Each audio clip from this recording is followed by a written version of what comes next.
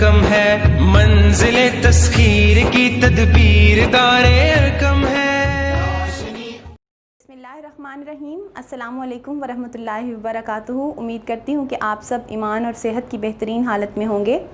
हमारे आज के लेक्चर में हम कहानी लिखने के चंद बुनियादी उसूल और कहानी लिखने की प्रैक्टिस करेंगे। तो सबसे पहले हम कहानी लिखने के चंद बुनियादी उसूल पढ़ते चलें कि कहानी जो है ना, वो हमेशा ज़माना माजी में लिखी जाती है। जो गुज़रा हुआ ज़माना है उसके बारे में कहानी लिखी जाती है। इसका उसूल दूसरा ये है कि ये हमेशा सादा ज़ुबान में होती है। कहानी हमेशा सादा ज़ुबान में लिखी जाती है। वाक़यात और तरतीब में रब्त होता है, यानी अगर हम कोई वाक़या बता रहे हैं तो उसकी तरतीब जो है वो ऐसी होनी चाहिए कि पढ़ने वाले को समझ में आ जाए। ऐसा ना हो कि तरतीब आगे पीछे हो और पढ़ने वाले को कहानी की समझ ही ना आए। कहानी की इब्तिदा कुछ यूँ करते हैं कि एक दफ़ा का ज़िक्र है या बहुत अरसा पहले की बात है। इस तरह के अल्फाज और जुमलों से हम जो है वो कहानी की इब्तिदा करते हैं।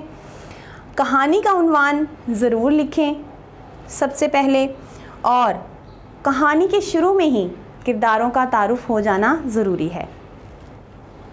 और कहानी जब इख्तिताम को पहुंचती है तो हमें उसका इखलाकी सबक या उसका कोई नतीजा ज़रूर निकाल कर लिखना चाहिए।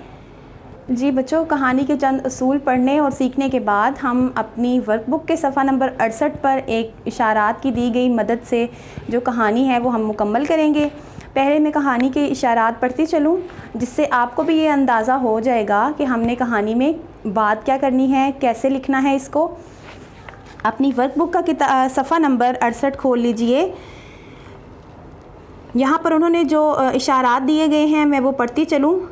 आमना और सारा, सहेलियाँ और हमसाइयाँ, दोनों के शौहर की एक ही ओहदे और कंपनी में मुलाजमत, दोनों की एक एक बेटी, बच्चियों के स्कूल जाने की उम्र, स्कूल में दाखिला का मामला, आमना का इंतखाब मोहल्ले का स्कूल, फ़ौरन सारा से मुशावरत, सारा की परेशानी, माली हालात और कर्ज़, आमना की हैरानी, सारा के दलाइल, महंगाई और दीगर वजूहात, आमना का किफ़ायत शारी का मशवरा और ज़ाती तजुर्बा, किफ़ायत शारी की बरक़ात, आमना की सारा को माली मुआवनत की पेशकश, सारा का माहाना इक़सात में उधार लौटाने का वादा, सारा का शुक्रिया और किफ़ायत शारी का अहद।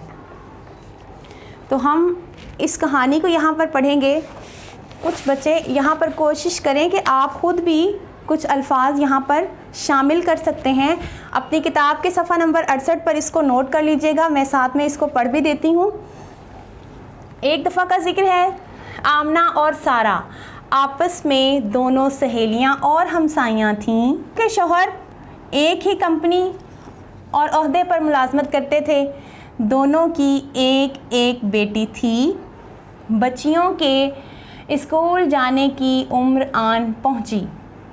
स्कूल में दाखिला करवाने का मामला भी तय किया गया। आमना ने मोहल्ले के स्कूल का इंतखाब किया और सारा की मशावरत भी हासिल की, जिस पर सारा ने माली हालत और कर्ज़ को मद्देनज़र रखते हुए अपनी परेशानी का इजहार किया।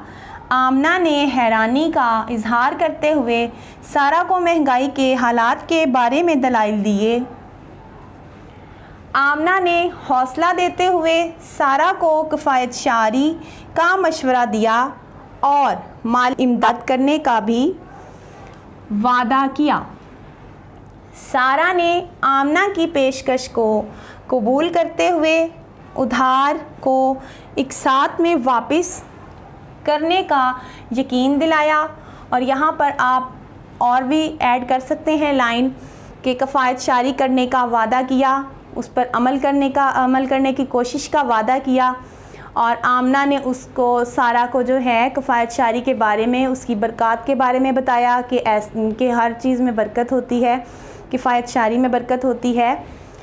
तो इस तरह से ये कहानी लिखने के बाद हम जो इखलाकी संभालेंगे वो ये है कि किफ़ायत शारी जो है वो इस कहानी का इखलाकी सबक निकलेगा।